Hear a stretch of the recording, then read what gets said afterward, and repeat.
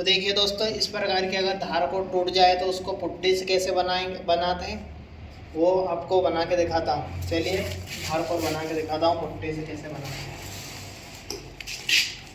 देखिए इस प्रकार पुट्टी ले लेना है, इस प्रकार ऐसे लगा देना है पुट्टी। देखिए और वापस इधर से ऐसे कर देना।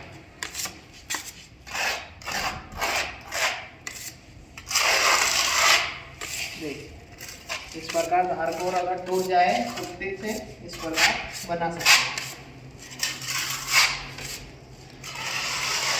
ये थोड़ी सूखने के बाद एक बार और कर देंगे इसको तो सही साट हो जाएगी।